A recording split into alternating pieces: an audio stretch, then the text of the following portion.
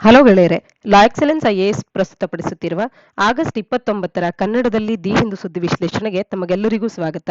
ಇಂದಿನ ಸುದ್ದಿ ವಿಶ್ಲೇಷಣೆಯನ್ನು ಪ್ರಾರಂಭ ಮಾಡೋದಕ್ಕೆ ಮುಂಚೆ ನಿಮಗೊಂದು ಸೂಚನೆ ಇದೆ. 2022ರ ಪಿಸಿಎಂ ಆಫ್ಲೈನ್ ಬ್ಯಾಚಸ್ಗಳ ಕ್ಲಾಸಸ್ಗಳನ್ನು ಪ್ರಾರಂಭ ಮಾಡಲಾಗ್ತಾ ಇದೆ. ಸೆಪ್ಟೆಂಬರ್ 2ರಿಂದ ಈ ಕ್ಲಾಸಸ್ಗಳು ಪ್ರಾರಂಭ ಆಗ್ತಾ ಇದೆ. ಈ ಒಂದು ಕೋರ್ಸ್ನಲ್ಲಿ 4 ಮುಖ್ಯವಾದಂತಹ ಕೋರ್ಸಸ್ ಅನ್ನ ನಾವು ಹೊಂದಿರ್ತೇವೆ. ಎನ್ಸಿಆರ್ಟಿ ಫೌಂಡೇಶನ್ ಕೋರ್ಸ್ ಆಗಿರ್ಬೋದು, ಪಿಸಿಎಂ ಆಫ್ಲೈನ್ ಕ್ಲಾಸಸ್ಗಳನ್ನ ಈ ಒಂದು ಪ್ರೋಗ್ರಾಮ್ ಹೊಂದಿರುತ್ತೆ. ರ್ಯಾಪಿಡ್ ರಿವಿಷನ್ ಪ್ರೋಗ್ರಾಮ್ ಕೂಡ ಇದರ ಒಂದು ಭಾಗವಾಗಿರುತ್ತೆ ಮತ್ತು ಪ್ರಿಲಿಮ್ಸ್ ಮತ್ತು ಮೈನ್ಸ್ ಟೆಸ್ಟ್ ಸೀರೀಸ್ ಗಳನ್ನ ಕೂಡ ನೀವು ಇದರ ಭಾಗವಾಗಿ ಪಡ್ಕೊಳ್ಬಹುದಾಗುತ್ತೆ. ಈ ಪ್ರೋಗ್ರಾಮ್ಗೆ ಜಾಯಿನ್ ಆಗೋದಕ್ಕೆ ಇಚ್ಛೆ ಪಡುವಂತವರು ಕೆಳಗಿನ ನಂಬರ್ಸ್ ಗಳನ್ನ ಕಾಂಟ್ಯಾಕ್ಟ್ ಮಾಡಿ.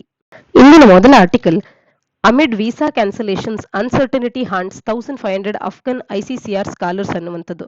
ಇದನ್ನ ಜಿಎಸ್ ಪೇಪರ್ 2 ನ ಅಡಿಯಲ್ಲಿ ಇಂಟರ್ನ್ಯಾಷನಲ್ ರಿಲೇಷನ್ಸ್ ನ ಅಡಿಯಲ್ಲಿ ಓದ್ಕೊಳ್ಬಹುದಾಗುತ್ತೆ. ಅಫ್ಘಾನಿಸ್ತಾನವನ್ನ ತಾಲಿಬಾನ್ ಕ್ಯಾಪ್ಚರ್ ಮಾಡಿರ್ತಕ್ಕಂಥ ಈ ಮೊಮೆಂಟ್ ಅಲ್ಲಿ ಸಾಕಷ್ಟು ಅನ್ಸರ್ಟನಿಟೀಸ್ ಅನ್ನುವಂಥದ್ದು ಅಫ್ಘಾನಿಸ್ತಾನದ ವಿದ್ಯಾರ್ಥಿಗಳಲ್ಲಿ ಮೂಡಿರ್ತಕ್ಕಂಥದ್ದು. ಅದನ್ನ ಈ ಆರ್ಟಿಕಲ್ ಇಲ್ಲಿ ಮಾತನಾಡ್ತಾ ಇದೆ. ಐಸಿಸಿಆರ್ ಸ್ಕಾಲರ್ಶಿಪ್ ಅನ್ನ ಪಡ್ಕೊಂಡಿರ್ತಕ್ಕಂಥ ಸುಮಾರು 800 ವಿದ್ಯಾರ್ಥಿಗಳ ಒಂದು ಭವಿಷ್ಯ ಏನು ಅನ್ನೋದ್ರ ಬಗ್ಗೆ ಈ ಆರ್ಟಿಕಲ್ ಮಾತನಾಡ್ತಾ ಇರ್ತಕ್ಕಂಥದ್ದು. ಅವರು ಈಗಾಗಲೇ ಏನು ಭಾರತದಲ್ಲಿ ಸ್ಕಾಲರ್ಶಿಪ್ ಅನ್ನ ಪಡ್ಕೊಂಡು ಐಸಿಸಿಆರ್ ಸ್ಕಾಲರ್ಸ್ ಗಳಾಗಿ ಭಾರತದಲ್ಲಿ ಅಭ್ಯಾಸ ಮಾಡ್ತಿರ್ತಕ್ಕಂಥ PhD ವಿದ್ಯಾರ್ಥಿಗಳನ್ನು ಕೂಡ ಒಳಗೊಂಡಂತ ವಿದ್ಯಾರ್ಥಿಗಳಿದ್ದಾರೆ. Indian Council of Cultural Relations ನ ಇದರ ಒಂದು ಪ್ರೆಸ್ಟೀಜಿಯಸ್ ಸ್ಕಾಲರ್ಶಿಪ್ ಅನ್ನ ಪಡ್ಕೊಂಡಿರ್ತಕ್ಕಂಥ ಈ ವಿದ್ಯಾರ್ಥಿಗಳ ವೀಸಾ ಅನ್ನುವಂಥದ್ದು ಇನ್ನೇನು ಮುಗಿಯಲಿದೆ. ಈ ವೀಸಾವನ್ನ ಕಂಟಿನ್ಯೂ ಮಾಡದ ಹೊರತು ಅವರು ಭಾರತದಲ್ಲಿ ಉಳಿಯುವಂತಿಲ್ಲ. ಆದ್ರೆ ವಾಪಸ್ ಅಫ್ಘಾನಿಸ್ತಾನಕ್ಕೆ ಹೋಗುವಂತ ಅವಕಾಶ ಕೂಡ ಅವರ ಬಳಿ ಇಲ್ಲ. ಯಾಕೆಂದ್ರೆ ಅಲ್ಲಿ ತಾಲಿಬಾನ್ ರೂಲ್ ಅನ್ನುವಂಥದ್ದು ಸದ್ಯಕ್ಕೆ ನಡೀತಾ ಇರ್ತಕ್ಕಂಥದ್ದು. ಇದರ ಹಿನ್ನೆಲೆಯಲ್ಲಿ ತಮ್ಮ ವೀಸಾಗಳನ್ನ ಇನ್ನು ಕೂಡ ಮುಂದಿನ ಅವಧಿಗೆ ಕಂಟಿನ್ಯೂ ಮಾಡೋದ್ರ ಮುಖಾಂತರ ನಮಗೆ ಒಂದು ನ್ಯೂ ಲೈಫ್ ಅನ್ನ ಕೊಡಿ ಅಂತ ಹೇಳಿ ಅವ್ರು ಕೇಳ್ತಾ ಇರ್ತಕ್ಕಂಥದ್ದು. ಹಾಗೇನೆ ಈ ಬಾರಿಯ ಮತ್ತೆ ಐಸಿಸಿಆರ್ ಸ್ಕಾಲರ್ಶಿಪ್ಸ್ಗೆ ಅಂತ ಹೇಳಿ ಅಪ್ಲೈ ಮಾಡಿರ್ತಕ್ಕಂಥ ವಿದ್ಯಾರ್ಥಿಗಳು ಕೂಡ ಅಫ್ಘಾನಿಸ್ತಾನದಲ್ಲಿ ಸದ್ಯಕ್ಕೆ ಇರುವಂತವರು ಕೂಡ ಇದ್ದಾರೆ. ಅಂಥವರಲ್ಲಿ ಕೆಲವರಿಗೆ ಈಗಾಗಲೇ ವೀಸಾವನ್ನ ಅಪ್ರೂವ್ ಮಾಡಲಾಗಿದೆ, ಕೆಲವರ ವೀಸಾ ಅನ್ನುವಂಥದ್ದು ಪ್ರೋಗ್ರೆಸ್ ನಲ್ಲಿದೆ. ಅಂಥವರನ್ನ ಕರೆಸ್ಕೊಳ್ತಾರಾ ಅಥವಾ ಅವರ ಭವಿಷ್ಯ ಏನು ಅನ್ನೋದಕ್ಕೆ ಈಗಾಗಲೇ ಭಾರತದಲ್ಲಿರುವಂತಹ ಅಫ್ಘನ್ ನ್ಯಾಷನಲ್ಸ್ ಏನಿದ್ದಾರೆ ಅವರ ವೀಸಾಸ್ ಏನಿದೆ ಅವರದ್ದು ಮಾತ್ರವೇ ವ್ಯಾಲಿಡ್ ಆಗುತ್ತೆ. ಅಫ್ಘಾನ್ ನಲ್ಲಿರ್ತಕ್ಕಂಥ ವೀಸಾ ಡಿಸ್ಟ್ರಿಬ್ಯೂಟ್ ಆಗಿದ್ರು ಕೂಡ ಭಾರತದ ವೀಸಾ ಡಿಸ್ಟ್ರಿಬ್ಯೂಟ್ ಆಗಿರುವಂತ ಅಫ್ಘಾನ್ ನಲ್ಲಿರ್ತಕ್ಕಂಥ ಅಲ್ಲಿನ ಪ್ರಜೆಗಳೇನಿದ್ದಾರೆ ಅವರಿಗೆ ಈ ಒಂದು ವೀಸಾ ಅನ್ನುವಂಥದ್ದು ಇನ್ನು ಮೇಲೆ ವ್ಯಾಲಿಡ್ ಆಗಿರೋದಿಲ್ಲ. It will stand invalidated with immediate effect ಅಂತ ಹೇಳಿ ಭಾರತ ಸರ್ಕಾರದವರು ತಿಳಿಸಿರ್ತಕ್ಕಂಥದ್ದು. ಇದರಿಂದಾಗಿ ಅವರು ಭಾರತಕ್ಕೆ ಆಗಮಿಸುವಂತ ಯಾವುದೇ ಒಂದು ಸನ್ನಿವೇಶ ಈಗ ಅವರಿಗೆ ಬರೋದಿಲ್ಲ. ಸೆಕ್ಯೂರಿಟಿ ರೀಸನ್ಸ್ ಗಳನ್ನ ನೀಡಿ ಈ ರೀತಿ ವೀಸಾಗಳು ಮಿಸ್ಯೂಸ್ ಆಗದೇ ಇರಲಿ ಅಂತ ಹೇಳಿ ಭಾರತ ಈ ರೀತಿಯ ನಿಲುವನ್ನು ತಗೊಂಡಿದೆ. ಹಾಗಾಗಿ ಐಸಿಸಿಆರ್ ಸ್ಕಾಲರ್ಸ್ ಗಳಾಗಿ ಆಯ್ಕೆಯಾಗಿರ್ತಕ್ಕಂಥ ಈಗಿನ ಹೊಸ ವಿದ್ಯಾರ್ಥಿಗಳೇನಿದ್ದಾರೆ ಅವರ ಭವಿಷ್ಯ ಯಾವ ರೀತಿ ಇರುತ್ತೆ ಮತ್ತು ಈಗಾಗಲೇ ಭಾರತದಲ್ಲಿರ್ತಕ್ಕಂಥವರಿಗೆ ವೀಸಾದ ಅವಧಿ ಇನ್ನೇನು ಮುಗಿಯಲಿದೆ ಅಂಥವರ ಭವಿಷ್ಯ ಯಾವ ರೀತಿ ಇರುತ್ತೆ ಅನ್ನುವಂಥದ್ದನ್ನ ನಾವು ನೋಡ್ಬೇಕಾಗುತ್ತೆ. ಮುಂದೆ ಭಾರತ ಸರ್ಕಾರ ಯಾವ ನಿರ್ಧಾರಗಳನ್ನ ತಗೊಳುತ್ತೆ ಅನ್ನುವಂಥದ್ದನ್ನ. ಈ ಸಿಚುಯೇಷನ್ ಅಲ್ಲಿ ವೀಸಾಗಳನ್ನ ನಮ್ಗೆ ಅಂದ್ರೆ ನಮ್ಮ ವೀಸಾವನ್ನ ಎಕ್ಸ್ಟೆಂಡ್ ಮಾಡೋದ್ರ ಮುಖಾಂತರ ನಮ್ಗೆ ಒಂದು ಹೊಸ ಲೈಫ್ ಅನ್ನ ಕೊಡಿ ಅಂತ ಹೇಳಿ ಆರ್ಟಿಕಲ್ ತಿಳಿಸ್ತಾ ಇರ್ತಕ್ಕಂಥದ್ದು. ಭಾರತ ಸರ್ಕಾರದ ನಿಲುವುಗಳು ಈ ವಿಚಾರದಲ್ಲಿ ಏನಾಗುತ್ತೆ ಅನ್ನುವಂಥದ್ದನ್ನ ಮುಂದಿನ ದಿನಗಳಲ್ಲಿ ನಾವು ಚರ್ಚೆ ಮಾಡೋಣ. ಮುಂದಿನ article, India brought back people holy books from Afghanistan ಅನ್ನುವಂಥದ್ದನ್ನ ಭಾರತದ ಪ್ರಧಾನಮಂತ್ರಿ ಮೋದಿ ಅವರು ತಿಳಿಸ್ತಾ ಇದ್ದಾರೆ. ಇದನ್ನ ಜಿಎಸ್ ಪೇಪರ್ 1 ನ ಅಡಿಯಲ್ಲಿ ಮಾಡರ್ನ್ ಇಂಡಿಯನ್ ಹಿಸ್ಟ್ರಿಯ ಪಾರ್ಟ್ ಆಗುವಂತ ಕೆಲವು ಅಂಶಗಳನ್ನ ಇದರ ಅಡಿಯಲ್ಲಿ ನಾವು ಕವರ್ ಮಾಡ್ಕೊಳ್ಳೋಣ. ಜಲಿಯನ್ ವಾಲಾಬಾಗ್ಗೆ ಸಂಬಂಧಪಟ್ಟಂತೆ ಇದ್ದಂತ ಜಲಿಯನ್ ವಾಲಾಬಾಗ್ ಮೆಮೋರಿಯಲ್ ಅನ್ನ ಸದ್ಯಕ್ಕೆ ರಿನೋವೇಟ್ ಮಾಡಲಾಗಿದೆ. ಈ ರೀತಿ ರಿನೋವೇಟ್ ಮಾಡಿರ್ತಕ್ಕಂಥ ಮೆಮೋರಿಯಲ್ ಅನ್ನ ಪ್ರಧಾನಮಂತ್ರಿಯವರು ಇನಾಗ್ರೇಟ್ ಮಾಡಿದ್ದಾರೆ. ಇದರ ಸಂದರ್ಭದಲ್ಲಿ ಅಫ್ಘಾನಿಸ್ತಾನದಲ್ಲಿದ್ದಂತ ಭಾರತದ ಹೋಲಿ ಬುಕ್ಸ್ ಗಳಾಗಿರ್ಬೋದು, ಅಲ್ಲಿದ್ದಂತ ಭಾರತೀಯರನ್ನ ನಾವು ಭಾರತ ಅನ್ನುವಂಥದ್ದು ವಾಪಸ್ ಕರೆಸ್ಕೊಂಡಿದೆ ಅನ್ನೋದ್ರ ಬಗ್ಗೆ ಪ್ರಧಾನಮಂತ್ರಿಯವರು ಮಾತನಾಡಿರ್ತಕ್ಕಂಥದ್ದು. ಆರ್ಟಿಕಲ್ ನ ಹಿನ್ನೆಲೆಯಲ್ಲಿ ಜಲಿಯನ್ ವಾಲಾಬಾಗ್ ಮಸಾಕರ್ನ ಬಗ್ಗೆ ಒಂದಷ್ಟು ಮಾಹಿತಿಯನ್ನ ನಾವು ತಿಳ್ಕೊಳ್ಳೋಣ. ಜಲಿಯನ್ ವಾಲಾಬಾಗ್ ಮಸಾಕರ್ ಅನ್ನುವಂಥದ್ದು 1919ರಲ್ಲಿ ಪಂಜಾಬಿನ ಅಮೃತ್ಸರದಲ್ಲಿ ಏಪ್ರಿಲ್ 13ರಂದು ನಡೆದಂತ ಒಂದು ಮಸಾಕರ್ ಆಗಿರುತ್ತೆ. ಅದೊಂದು ಕರಾಳ ದಿನ ಭಾರತದ ಇತಿಹಾಸದಲ್ಲಿ ಅಂತಾನೆ ನಾವು ಕರಿಬಹುದು. ಅದನ್ನ ಅಮೃತ್ಸರಿನ ಮಸಾಕರ್ ಅಂತ ಕೂಡ ಕರೆಯುವಂಥದ್ದು. ಜನರಲ್ ಡಯರ್ ಅನ್ನುವಂಥವನು ಅನ್ಆರ್ಮ್ಡ್ ಪೀಪಲ್ ಗಳ ಮೇಲೆ, ಅನ್ಆರ್ಮ್ಡ್ ಕ್ರೌಡ್ ಏನಿರುತ್ತೆ ಆ ಕ್ರೌಡ್ ನ ಮೇಲೆ ಫೈರ್ ಅನ್ನ ಓಪನ್ ಮಾಡುವಂತ ಒಂದು ಆದೇಶವನ್ನ ನೀಡ್ತಾನೆ. ಇದರಿಂದಾಗಿ ಹಲವಾರು ಮಂದಿ ಸಾವಿಗೀಡಾಗ್ತಾರೆ. ಹಿಸ್ಟ್ರಿಯಲ್ಲಿ ಇದೊಂದು ಕರಾಳ ದಿನವಾಗಿ ಭಾರತದ ಹಿಸ್ಟ್ರಿಯಲ್ಲಿ ಉಳಿದಿರ್ತಕ್ಕಂಥದ್ದು. ಅಲ್ಲಿ ಆಗುವಂತದಿಷ್ಟೇ, ರೌಲತ್ ಆಕ್ಟ್ ಅನ್ನುವಂತ ಆಕ್ಟ್ ಏನು ಭಾರತದಲ್ಲಿ ಬಂದಿರುತ್ತೆ, ರೌಲತ್ ಆಕ್ಟ್ ಏನನ್ನ ತಿಳಿಸುತ್ತೆ ಅನ್ನುವಂಥದ್ದನ್ನ ನೀವು ಕಮೆಂಟ್ ಸೆಕ್ಷನ್ ಅಲ್ಲಿ ತಪ್ಪದೆ ಕಮೆಂಟ್ ಮಾಡಿ ತಿಳಿಸಿ. ಈ ಆಕ್ಟ್ ನ ವಿರುದ್ಧವಾಗಿ ಪೀಸ್ಫುಲ್ ಆಗಿ ಪ್ರೊಟೆಸ್ಟ್ ಮಾಡೋದಕ್ಕೆ ಹಿಂದೂ ಮುಸ್ಲಿಂ ಯೂನಿಟಿಯ ಒಂದು ಸಿಂಬಲ್ ಆಗಿ 2 ಪ್ರಾಮಿನೆಂಟ್ ಲೀಡರ್ಸ್ ಲೀಡರ್ಸ್ಗಳು ಒಂದು ಪ್ರೊಟೆಸ್ಟ್ ಅನ್ನ ಏರ್ಪಡಿಸಿರ್ತಾರೆ. ಅದರ ಕುರಿತಾಗಿ ಚರ್ಚೆ ಮಾಡ್ತಿರ್ತಕ್ಕಂಥ ಸಂದರ್ಭದಲ್ಲಿ ಜಲಿಯನ್ ವಾಲಾಬಾಗ್ನಲ್ಲಿ ಡಾಕ್ಟರ್ ಸೈಫುದ್ದೀನ್ ಕಿಚ್ಲು ಮತ್ತು ಡಾಕ್ಟರ್ ಸತ್ಯಪಾಲ್ ಅವರನ್ನ ರಿಲೀಸ್ ಮಾಡಬೇಕು ಅಂತ ಹೇಳಿ ಒಂದೇನು ಪೀಸ್ಫುಲ್ ಆಗಿ ಒಂದು ಸಭೆಯನ್ನ ಮಾಡ್ತಾ ಇರ್ತಾರೆ. ಆ ಒಂದು ಸಭೆಗೆ ಬಂದಂತ ಜನರಲ್ ಡಯರ್ ಮತ್ತು ಅವರ ಒಂದು ಸೋಲ್ಜರ್ಸ್ ಗಳ ಗುಂಪು ಅನ್ನುವಂಥದ್ದು ಅನ್ಆರ್ಮ್ಡ್ ಆಗಿ ಇದ್ದಂತ ಆ ಕ್ರೌಡ್ ನ ಮೇಲೆ, ಪೀಸ್ಫುಲ್ ಆಗಿ ಸಭೆಯನ್ನು ನಡೆಸ್ತಿದ್ದಂತ ಆ ಕ್ರೌಡ್ ನ ಮೇಲೆ ಏಪ್ರಿಲ್ 13, 1919 ಜಲಿಯನ್ ವಾಲಾಬಾಗ್ನಲ್ಲಿ ಜನರಲ್ ಡಯರ್ ಅವರು ಗುಂಡನ್ನ ಹಾರಿಸುವಂಥದ್ದು, ಅದರಿಂದಾಗಿ ಹಲವಾರು ಮಂದಿ ಸಾವಿಗೀಡಾಗುವಂಥದ್ದು ಭಾರತದ ಇತಿಹಾಸದಲ್ಲೇ ಕರಾಳ ದಿನ ಅಂತ ಹೇಳಿ ಗುರುತಿಸಿಕೊಳ್ಳುವಂತ ಒಂದು ದಿನ ಆಗುತ್ತೆ. ಆರ್ಟಿಕಲ್ ನ ಹಿನ್ನೆಲೆಯಲ್ಲಿ ರೌಲತ್ ಆಕ್ಟ್ ಯಾವುದರ ವಿಚಾರವಾಗಿ ಇತ್ತು ಅನ್ನುವಂಥದ್ದನ್ನ ಕಮೆಂಟ್ ಸೆಕ್ಷನ್ ಅಲ್ಲಿ ತಪ್ಪದೇ ಕಮೆಂಟ್ ಮಾಡಿ ತಿಳಿಸಿ. ಮುಂದಿನ article why are hydro power projects in the Himalayas risky ಅನ್ನುವಂಥದ್ದು. ಇದನ್ನ GS ಪೇಪರ್ 3 ನ ಅಡಿಯಲ್ಲಿ ಎನ್ವಿರಾನ್ಮೆಂಟ್ ಅಡಿಯಲ್ಲಿ ನಾವು ಓದ್ಕೊಳ್ಳೋಣ. ಹಿಮಾಲಯನ್ ಸ್ಟೇಟ್ಸ್ ಗಳಲ್ಲಿ ಹೈಡ್ರೋ ಪವರ್ ಪ್ರಾಜೆಕ್ಟ್ಸ್ ಅನ್ನುವಂಥದ್ದು ಯಾತಕ್ಕೆ ರಿಸ್ಕಿ ಕಾಂಪೋನೆಂಟ್ ಆಗಿ ಕಾಣಿಸ್ಕೊಡುತ್ತೆ ಅನ್ನುವಂಥದ್ದನ್ನ ಆರ್ಟಿಕಲ್ ನಮಗೆ ತಿಳಿಸ್ತಾ ಇರ್ತಕ್ಕಂಥದ್ದು. ಇಲ್ಲಿ ನಾವು ಕಾಣುವಂತೆ ಎನ್ವಿರಾನ್ಮೆಂಟ್ ಮಿನಿಸ್ಟ್ರಿ ಅನ್ನುವಂಥದ್ದು ಸುಪ್ರೀಂ ಕೋರ್ಟಿಗೆ ಅರ್ಲಿಯರ್ ದಿಸ್ ಮಂತ್ ತಿಳಿಸಿರ್ತಕ್ಕಂಥದ್ದು 7 hydel projects in the region ಅನ್ನುವಂಥದ್ದು ಅದಕ್ಕೆ ಅಪ್ರೂವಲ್ ಒಂದು ರೀತಿ ದೊರೆಯುವಂತಿದೆ. ಹಾಗಾಗಿ ಅವು ತಮ್ಮ ಕಾರ್ಯಗಳನ್ನ ಪ್ರಾರಂಭ ಮಾಡಬಹುದು ಅನ್ನುವಂತೆ ಎನ್ವಿರಾನ್ಮೆಂಟ್ ಮಿನಿಸ್ಟ್ರಿ ಇಲ್ಲಿ ತಿಳಿಸಿರ್ತಕ್ಕಂಥದ್ದು. ಇದರ ಒಂದು ಹಿಸ್ಟ್ರಿಯನ್ನ ಅಥವಾ ಬ್ಯಾಕ್ ಗ್ರೌಂಡ್ ಅನ್ನ ನಾವು ನೋಡೋದಾದ್ರೆ ಕೇದಾರ್ನಾಥ್ ಫ್ಲಡ್ಸ್ ಅನ್ನುವಂಥದ್ದು 2013ರಲ್ಲಿ ಆಗಿದ್ದಂಥದನ್ನ ನಾವು ನೆನಪಿಸ್ಕೊಳ್ಬಹುದು. ಅಲ್ಲಿ 5,000ಕ್ಕೂ ಹೆಚ್ಚು ಮಂದಿ ಸಾವಿಗೀಡಾಗಿರ್ತಕ್ಕಂಥದ್ದು.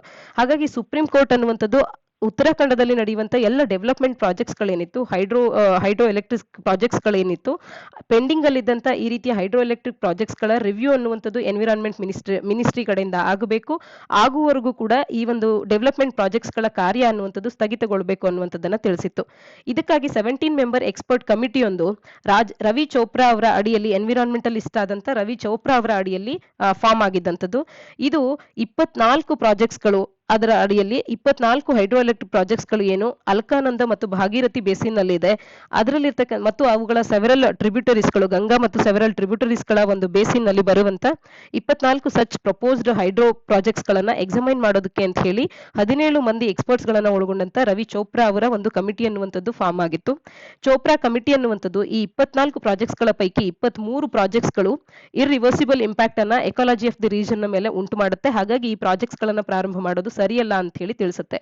ಅದರಲ್ಲಿದ್ದಂತ 6 ಪ್ರಾಜೆಕ್ಟ್ಸ್ ಗಳ 6 ಪ್ರೈವೇಟ್ ಪ್ರಾಜೆಕ್ಟ್ ಡೆವಲಪರ್ಸ್ ಗಳು ಈ ಒಂದು ತೀರ್ಪನ್ನ ಕ್ವೆಶ್ಚನ್ ಮಾಡುವಂತ ಒಂದು ನಡೆಯನ್ನ ಮಾಡ್ತಾರೆ. ಹಾಗಾಗಿ ಸುಪ್ರೀಂ ಕೋರ್ಟ್ ಅನ್ನುವಂಥದ್ದು ಮತ್ತೊಂದು ಕಮಿಟಿಯನ್ನ ಫಾರ್ಮ್ ಮಾಡ್ತಾರೆ.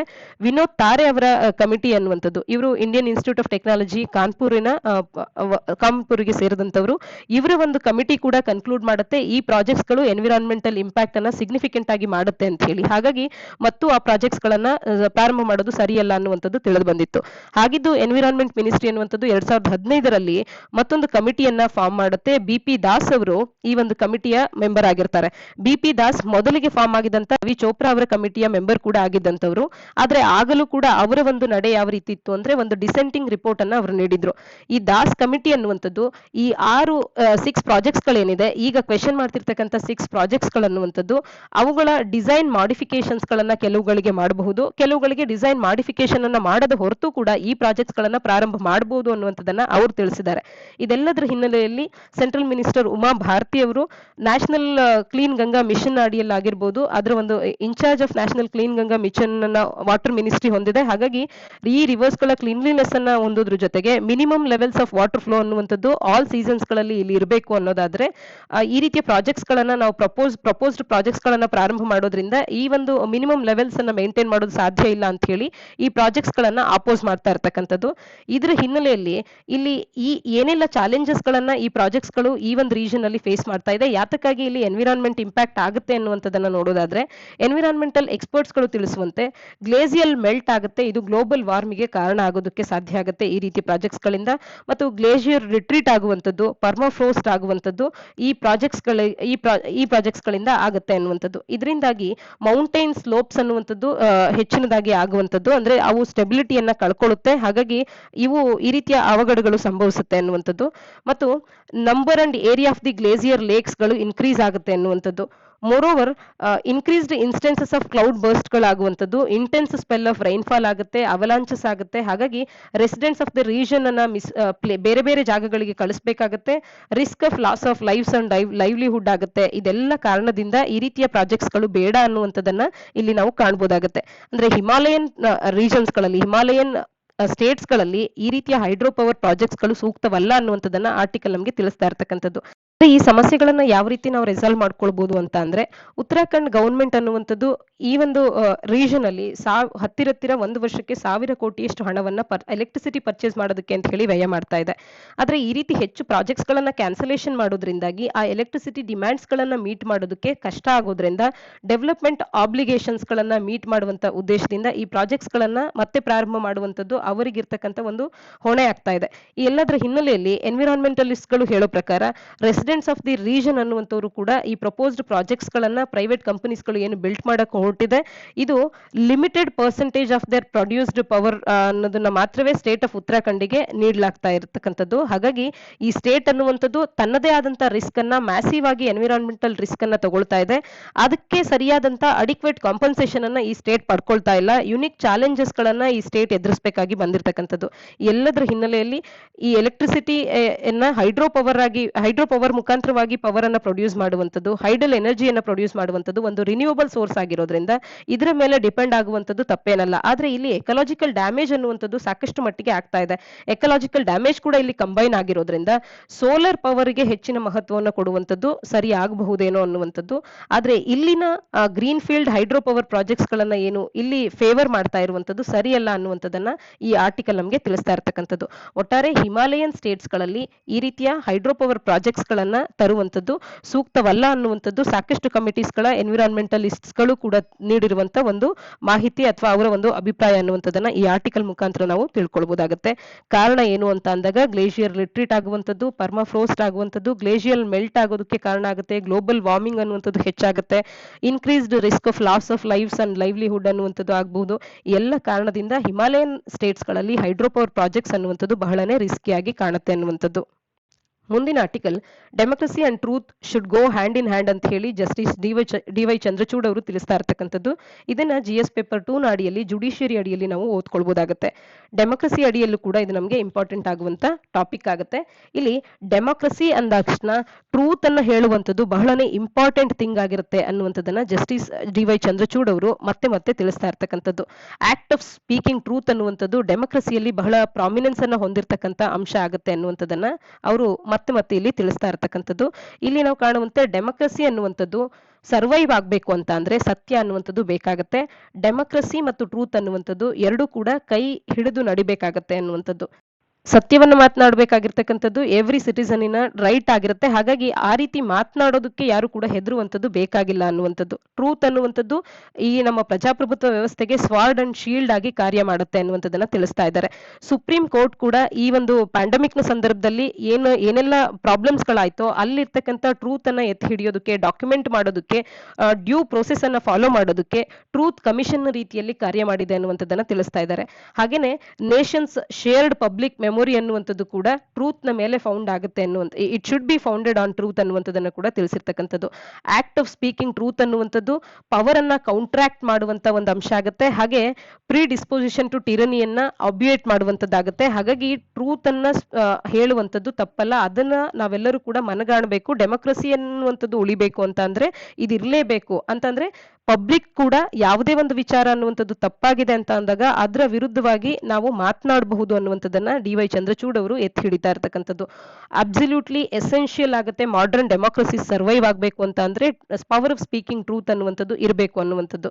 ಪವರ್ ಅನ್ನುವಂಥದ್ದು ಅಡಿಕ್ವೇಟ್ ರೀಸನ್ಸ್ ಗಳಿಂದ ಬ್ಯಾಕಪ್ ಅನ್ನ ಹೊಂದಿರಬೇಕು. ಆದ್ರೆ ಪವರ್ ಒಂದೇ ಇದೆ ಅನ್ನುವಂತ ಕಾರಣದಿಂದ ಬೇರೆ ರೀತಿಯಾದಂತ ನಿರ್ಧಾರಗಳನ್ನ ತಗೊಳ್ಳುವಂಥದ್ದು ಇವುಗಳು ಆಗ್ತಾ ಇದೆ ಅಂತ ಅಂದ್ರೆ ಅಂತ ಸಂದರ್ಭದಲ್ಲಿ ಸತ್ಯ ಅನ್ನುವಂಥದ್ದು ಹೊರಬರಬೇಕು. ಆ ಸತ್ಯವನ್ನ ಸಿಟಿಸನ್ ಮಾತನಾಡುವಂತ ಎಲ್ಲ ಹಕ್ಕನ್ನ ಅವ್ರು ಹೊಂದಿದ್ದಾರೆ ಅನ್ನುವಂಥದ್ದನ್ನ ಆರ್ಟಿಕಲ್ ನಮಗೆ ತಿಳಿಸ್ತಾ ಇರ್ತಕ್ಕಂಥದ್ದು. ಟೋಟಾಲಿಟೇರಿಯನ್ ಗವರ್ಮೆಂಟ್ಸ್ ಗಳನ್ನ ನೋಟ್ ಮಾಡ್ತಾ ಅವುಗಳು ಕಾನ್ಸ್ಟೆಂಟ್ ರಿಲಯನ್ಸ್ ಆನ್ ಫಾಲ್ಸ್ ಹುಡ್ ಅನ್ನ ಹೊಂದಿರುತ್ತೆ. ಅಂದ್ರೆ ಟೋಟಾಲಿಟೇರಿಯನ್ ಗವರ್ಮೆಂಟ್ಸ್ ಗಳು ಫಾಲ್ಸ್ ಹುಡ್ ನ ಆಧಾರಿತವಾಗಿ ಕಾರ್ಯಗಳನ್ನ ಮಾಡ್ತಾ ಇರುತ್ತೆ ಡಾಮಿನೆನ್ಸ್ ಅನ್ನ ಎಸ್ಟಾಬ್ಲಿಷ್ ಮಾಡೋದಕ್ಕೆ ಅಂತ ಹೇಳಿ. ಆ ಸಂದರ್ಭದಲ್ಲಿ ಡೆಮೋಕ್ರಸಿ ಉಳಿಬೇಕು ಅಂತ ಅಂದ್ರೆ ಪಬ್ಲಿಕ್ ಟ್ರಸ್ಟ್ ಅನ್ನುವಂಥದ್ದು ಉಳಿಬೇಕು ಡೆಮೋಕ್ರಸಿಯಲ್ಲಿ ಅಂತ ಅಂದ್ರೆ ಟ್ರೂತ್ ಅನ್ನುವಂಥದ್ದು ಹೊರ ಬರಲೇಬೇಕಾಗತ್ತೆ. ಟ್ರೂತ್ ಇನ್ ಗವರ್ನೆನ್ಸ್ ಅನ್ನುವಂಥದ್ದು ಬಹಳನೇ ಇಂಪಾರ್ಟೆಂಟ್ ಆಗುತ್ತೆ ಅನ್ನುವಂಥದ್ದನ್ನ ತಿಳಿಸ್ತಾ ಇರ್ತಕ್ಕಂಥದ್ದು. ಇದನ್ನ ನಮ್ಮ ಫೋರ್ ಫಾದರ್ಸ್ ಕಾನ್ಸ್ಟಿಟ್ಯೂಷನ್ ಅನ್ನ ಮಾಡುವಂತ ನಮ್ಮ ಫೋರ್ ಫಾದರ್ಸ್ ಕೂಡ ತಿಳಿದಿದ್ರು ಈ ಹಿನ್ನೆಲೆಯಲ್ಲೇ ನಮ್ಮ ಮೋಟೋ ಕೂಡ ಸತ್ಯಮೇವ ಜಯತೆ, ಟ್ರೂತ್ ಶೆಲ್ ಪ್ರಿವೈಲ್ ಅನ್ನುವಂಥದ್ದು ಇದ್ದಂಥದ್ದು. ಹಾಗಾಗಿ ಎಲ್ಲ ಸಿಟಿಸನ್ಸ್ಗಳು ಕೂಡ ಡೆಮೋಕ್ರಸಿಯನ್ನು ಉಳಿಸುವಂತ ನಿಟ್ಟಿನಲ್ಲಿ ನಮ್ಮ ಕಮಿಟ್ಮೆಂಟ್ ಅನ್ನ ನಾವು ತೋರಿಸ್ಬೇಕಾಗತ್ತೆ. ಟ್ರೂತ್ ಅನ್ನುವಂಥದ್ದು ನಮ್ಮ ಸೊಸೈಟಿ ಅನ್ನುವಂಥದ್ದು ಬೆಟರ್ ಸೊಸೈಟಿ ಆಗೋದಕ್ಕೆ ಅಥವಾ ಸೊಸೈಟಲ್ ಡೆವಲಪ್ಮೆಂಟ್ಗೆ ಕೀ ಆಸ್ಪಿರೇಷನ್ ಆಗಿರುತ್ತೆ. ನಮ್ಮ ಸೊಸೈಟಿ ಲೀವ್ ಆಗಬೇಕು ಅನ್ನೋದಕ್ಕೂ ಕೂಡ ಟ್ರೂತ್ಗೆ ಇಂಪಾರ್ಟೆನ್ಸ್ ಅನ್ನುವಂಥದ್ದು ಸಿಗಬೇಕಾಗುತ್ತೆ ಅನ್ನುವಂಥದ್ದನ್ನ ಇಲ್ಲಿ ಜಸ್ಟಿಸ್ ಡಿ ವೈ ಚಂದ್ರಚೂಡ್ ಅವರು ತಿಳಿಸ್ತಾ ಇರ್ತಕ್ಕಂಥದ್ದು. ಮುಂದಿನ article, Biden is making same demands as Trump ಅನ್ನುವಂಥದ್ದು. ಟ್ರಂಪ್ನ ರೀತಿಯಲ್ಲೇ ಜೋ ಬಿಡನ್ ಅವರು ಕೂಡ ಸೇಮ್ ಡಿಮ್ಯಾಂಡ್ಸ್ ಗಳನ್ನ ಮಾಡ್ತಾ ಇದ್ದಾರೆ ಅನ್ನುವಂಥದ್ದನ್ನ ಆರ್ಟಿಕಲ್ ನಲ್ಲಿ ಇರಾನಿನ ಲೀಡರ್ ಆಗಿರ್ತಕ್ಕಂಥ ಅಲಿ ಕೆಮೆನೈ ಅವರು ತಿಳಿಸ್ತಾ ಇರ್ತಕ್ಕಂಥದ್ದು. US ಪ್ರೆಸಿಡೆಂಟ್ ಜೋ ಬಿಡನ್ ಅವರು ಕೂಡ ಡೊನಾಲ್ಡ್ ಟ್ರಂಪ್ ನ ಒಂದು ಹಾದಿಯಲ್ಲೇ ನಡೀತಾ ಇದ್ದಾರೆ. ನ್ಯೂಕ್ಲಿಯರ್ ಅಕಾರ್ಡ್ ಅನ್ನ ರಿವೈವ್ ಮಾಡೋದಕ್ಕೆ ಸರಿಯಾದ ರೀತಿಯಲ್ಲಿ ಇವರು ನಿರ್ಧಾರಗಳನ್ನ ತಗೊಳ್ತಾ ಇಲ್ಲ ಅನ್ನುವಂಥದ್ದು ಇವರ ಒಂದು ವಾದ ಆಗಿರ್ತಕ್ಕಂಥದ್ದು. ಇದನ್ನ ಇಂಟರ್ನ್ಯಾಷನಲ್ ರಿಲೇಷನ್ಸ್ ನ ಅಡಿಯಲ್ಲಿ ನಾವು ಓದ್ಕೊಳ್ಬಹುದಾಗುತ್ತೆ. ಈ joint comprehensive plan of action ಬಗ್ಗೆ ತಿಳ್ಕೊಳ್ಳೋದಕ್ಕೆ ಮುಂಚೆ ಈ ನ್ಯೂಕ್ಲಿಯರ್ ಡೀಲ್ ನ ಕಡೆಯ ಸುತ್ತಿನ ನೆಗೋಷಿಯೇಷನ್ಸ್ ಅನ್ನುವಂಥದ್ದು 2015ರಲ್ಲಿ ಆದಂತ ಈ ಅಕಾರ್ಡ್ ಅನ್ನುವಂಥದ್ದು ಇದಕ್ಕೆ ಸಂಬಂಧಪಟ್ಟಂತೆ ಕಡೆಯ ಸುತ್ತಿನ ನೆಗೋಷಿಯೇಷನ್ಸ್ ಅನ್ನುವಂಥದ್ದು ಜೂನ್ ನಲ್ಲಿ ನಡೆದಿದ್ದಂಥದ್ದು ಇರಾನ್ ಮತ್ತು ಬೇರೆ ಪಾರ್ಟೀಸ್ಗಳೊಟ್ಟಿಗೆ. ಹಾಗಿದ್ದು ಕೂಡ ಇದಕ್ಕೆ ಸರಿಯಾದಂತ ಒಂದು ಸೂಕ್ತವಾದಂತ ಒಂದು ಎಂಡ್ ಅನ್ನುವಂಥದ್ದು ಕಾಣ್ತಾ ಇಲ್ಲ. ಈ ಎಲ್ಲದರ ಹಿನ್ನೆಲೆಯಲ್ಲಿ ಅಮೆರಿಕಾದಲ್ಲಿ ಟ್ರಂಪ್ನ ನಂತರದಲ್ಲಿ ಬಂದಂತ ಜೋ ಬಿಡನ್ ಅವರು ಕೂಡ ಅದೇ ಕಾರ್ಯವನ್ನ ಮಾಡ್ತಾ ಇದ್ದಾರೆ ಅನ್ನುವಂಥದ್ದು ಇವರ ಒಂದು ಅಪವಾದ ಆಗಿದೆ. ಅಮೆರಿಕದ ಕರೆಂಟ್ ಅಡ್ಮಿನಿಸ್ಟ್ರೇಷನ್ ಅನ್ನುವಂಥದ್ದು ಪ್ರೀವಿಯಸ್ ಅಡ್ಮಿನಿಸ್ಟ್ರೇಷನ್ ಗಿಂತ ವಿಭಿನ್ನವಾಗಿ ಏನಿಲ್ಲ. ಬಿಕಾಸ್ ಇರಾನ್ ಅನ್ನುವಂಥದ್ದು ಏನ್ ಡಿಮ್ಯಾಂಡ್ ಮಾಡ್ತಿದೆ ನ್ಯೂಕ್ಲಿಯರ್ ಇಶ್ಯೂನಲ್ಲಿ ಅದನ್ನ ಟ್ರಂಪ್ನ ರೀತಿಯಲ್ಲಿ ಅಲ್ಲದೆ ಇದ್ರು ಕೂಡ ಬೇರೆ ವರ್ಡ್ಸ್ ನಲ್ಲಿ ಹೇಳ್ತಿದ್ದಾರೆ ಹೊರತು, ಆದ್ರೆ ಆಕ್ಟ್ ನಲ್ಲಿ ನಾವು ನೋಡಿದಾಗ ಟ್ರಂಪ್ ಯಾವ ರೀತಿಯಾಗಿ ಡಿಸಿಷನ್ಸ್ ಗಳನ್ನ ತಗೊಂಡು ಮುಂದುವರೆದಿದ್ರೋ ಅದೇ ರೀತಿಯ ಕಾರ್ಯ ಅನ್ನುವಂಥದ್ದು ಇವತ್ತು ಆಗ್ತಾ ಇದೆ ಅನ್ನುವಂಥದ್ದು ಇವರ ಒಂದು ಅಭಿಪ್ರಾಯ ಆಗಿದೆ. ಆರ್ಟಿಕಲ್ ನ ಹಿನ್ನೆಲೆಯಲ್ಲಿ JCPOA ಬಗ್ಗೆ ಮಾಹಿತಿಯನ್ನು ತಿಳ್ಕೊಳ್ಳೋದಾದ್ರೆ, joint comprehensive plan of action ಅನ್ನುವಂಥದ್ದು ಒಂದು ಮಲ್ಟಿಲ್ಯಾಟ್ರಲ್ ಡೀಲ್ ಆಗಿರ್ತಕ್ಕಂಥದ್ದು.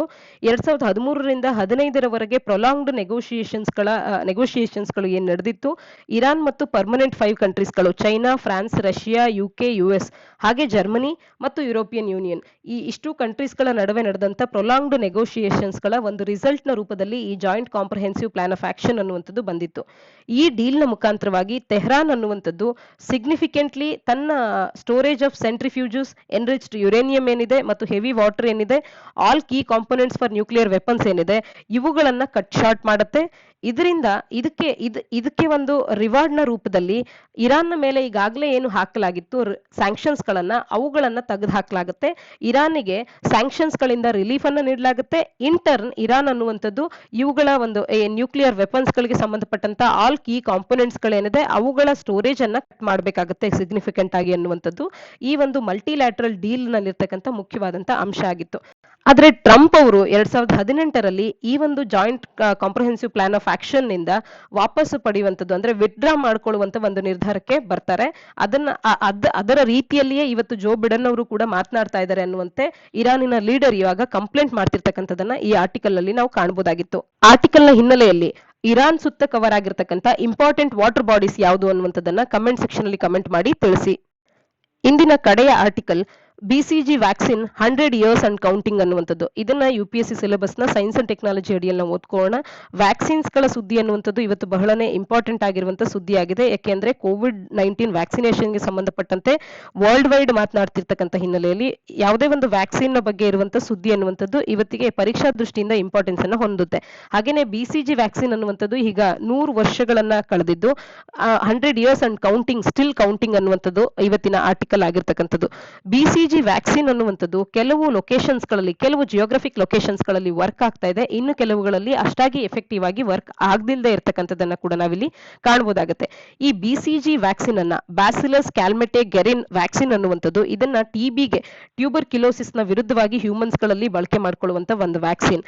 ಈ ಒಂದು TB ಅನ್ನುವಂತ ಕಾಯಿಲೆ ಮೈಕೋಬ್ಯಾಕ್ಟೀರಿಯಂ ಟ್ಯೂಬರ್ಕ್ಯುಲೋಸಿಸ್ ಅನ್ನುವಂತ ಬ್ಯಾಕ್ಟೀರಿಯಾ ಇಂದ ಉಟ್ಕೊಳ್ಳುವಂತ ಒಂದು ಕಾಯಿಲೆ ಆಗುತ್ತೆ.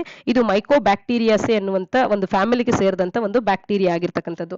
ಈ ಬ್ಯಾಕ್ಟೀರಿಯಾದಿಂದ ಬರುವಂತ TBಯನ್ನ ದೂರ ಇಡಬೇಕು ಅಂತ ಹೇಳಿ ಈ BCG ಅನ್ನುವಂತ ಒಂದು ವ್ಯಾಕ್ಸಿನ್ ಅನ್ನ 100 ವರ್ಷಗಳ ಹಿಂದೆ ಬಳಕೆ ಮಾಡೋದಕ್ಕೆ ಪ್ರಾರಂಭ ಮಾಡಲಾಗಿತ್ತು. ಈ ಒಂದು ಕಾಯಿಲೆಯ ಹಿಸ್ಟ್ರಿಯನ್ನ ನಾವು ನೋಡೋದಾದ್ರೆ TB ಅನ್ನುವಂಥದ್ದು ಡಾಕ್ಯುಮೆಂಟ್ಸ್ ಗಳ ಪ್ರಕಾರ 3000 ವರ್ಷದಿಂದಲೂ ಕೂಡ ಎಕ್ಸಿಸ್ಟ್ ಆಗಿದೆ ಅಂತ ಹೇಳಿ ಈಜಿಪ್ಟ್ ನಲ್ಲಿ ಎಕ್ಸಿಸ್ಟ್ ಆಗಿತ್ತು ಅನ್ನುವಂಥದ್ದನ್ನ ನಾವಿಲ್ಲಿ ಕಾಣಬಹುದಾಗತ್ತೆ. ಆದ್ರೆ ಬೇರೆ ಬೇರೆ ಡ್ರೆಡೆಡ್ ಡಿಸೀಸಸ್ಗಳಾದಂಥ small pox, leprosy, plague, cholera ಅಂತ ಡಿಸೀಸಸ್ಗಳು ಐದರ್ ಎರಾಡಿಕೇಟ್ ಆಗಿದೆ ಅಥವಾ ಲಾರ್ಜ್ ಎಕ್ಸ್ಟೆಂಡ್ ನಲ್ಲಿ ಕಂಟ್ರೋಲ್ ಆಗಿದೆ.